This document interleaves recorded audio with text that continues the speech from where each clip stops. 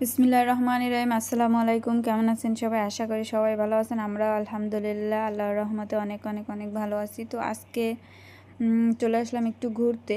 তো আমার ছেলের একটু পড়া শেষে ভাবলাম যে যেহেতু অনেক দিন বাইরে যাই না, আর ও ছোট মানুষ বাসায় থাকে সব সময়, আর একটু পড়ালেখার মাঝে মাঝে যাই ঘুরতে। তো অনেক সময় সময় হয় না, যেহেতু মেহমান টেহমান থাকে, লোকজন থাকলে হয় না। তো আজকে ভাবলাম একটু সময় করি, তো ওরে নিয়ে একটু ঘুরতে আসলাম। আসতে আসতে এখন সন্ধ্যা, একটু পরেই সন্ধ্যা হবে। তো তারপরে ভাবলাম যেটুক সময় পারি একটু ঘুরি, ঘুরে ফিরে তারপর যাই। তো আলহামদুলিল্লাহ। আর নদীর পাড়ে আসলে আমার অনেক ভালো লাগে, অনেক মজা লাগে, আমার ছেলেও অনেক পছন্দ করে। এর জন্য আসলাম, দেখে ওরে একটু ঘুরাইয়া একটু আনন্দ করে জানি ও জানি খুশি হয়। আর এত পরিমাণ কিছুদিন যাবত অনেক মানে এত পরিমাণ গরম পড়তেছে যা বলার বাহিরে। এই জন্য ভাবলাম নদীর পাড়ে একটু বাতাস থাকে, ওরকম কিন্তু সব জায়গা থাকে না। নদীর পাড়ে যেহেতু বাতাস, তারপর ভালোও লাগে, পানি, নদীর পানি, ট্রলার যাইতেছে, বিভিন্ন রকমের আবহাওয়া অনেক সুন্দর। এই জন্য আসলাম। আর এখানে আসিয়া, এইখানে আমরা কখনো আসি নাই, খুলনা শহরে আমরা এত বছর থাকি, কখনো এরকমের আসা হয় নাই একারা যেহেতু এরকম। তো এখানে এসে দেখলাম যে এটা হচ্ছে যে 7 নম্বর ঘাট। অনেকেই চিনেন, আর অনেকেই প্রায় সময় আসেন, অনেক গল্প শুনছে। এর জন্য আজকে ভাবলাম এখানে আসি। এই জন্য ওর বাবারে বললাম তো চলেন যে 7 নম্বর ঘাটে যাই। অনেক সবসময় তো এদিক ওদিক যাই, আজকে একটু এইখানে যাই, একটু ঘুরে আসি। তো আসলাম ভালোই। তো হঠাৎ করে এত পরিমাণ মেঘ করে আসতেছিল, ভাবতে আমার ছেলে তো অনেক বাহানা করতেছিল ট্রলারে উঠবে, উঠে ঘুরবে।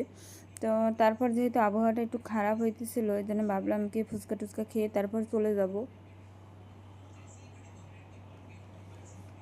এই জন্য আর ট্রলারে ওঠা হয়নি। তো ট্রলারগুলো দেখলে অনেক সুন্দর লাগতেছিল, যেহেতু ওনরা সুন্দর করে সাজাইয়া রং টং করে একেবারে মানে এতে বউ নিয়ে আসলে তাও নিয়ে আসা যাইবে, মানে আনন্দ, মানুষ একটু মজা করার জন্য আনন্দ, ছবি করে, ভিডিও টিডিও করার জন্য যেন একটু ঘোরে।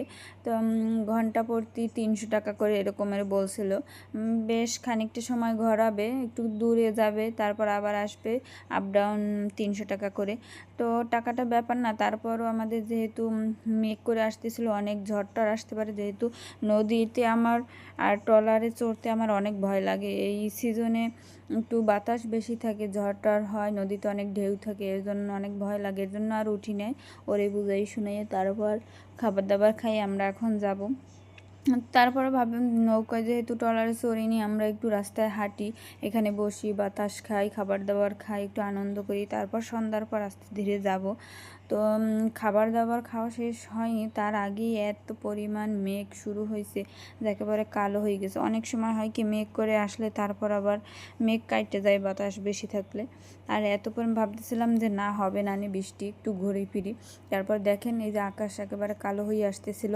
আর লোকজন লোকজন যারা যারা একেবারে নদীর পাড়ে নেমে বসেছিল, দেখেন এই যে নিচে চেয়ারগুলো আছে, এখানে বসে সুন্দরভাবে মানুষ এখানে খাবার দাবার খায়, বাতাস খায়, বাতাসও খায়। তো আমার বাবা একটু এই ট্রলারে ওঠার জন্য অনেক মন খারাপ করতেছিল, উঠবে। তো ইনশাল্লাহ একদিন উঠাবো। আর সময় তো আর আজকে যেহেতু আবহাওয়াটা অনেক খারাপ, এর জন্য আর তাড়াতাড়ি বাসায় যাইতে হবে। আর এত পরিমাণ বাতাস সাথে ছিল, মনে হয় যে সব বা ধুলা বালু সব আমাদের হাত মুখে কিনা মুখের ভিতর চলে যায়, তা দাঁতে বাজতেছিল। এর জন্য তাড়াহুড়ো করে এখনই আমরা চলে যাব। তো আজকের ভিডিওটা বেশি বড় করবো না, সবাইকে আল্লাহ হাফেজ।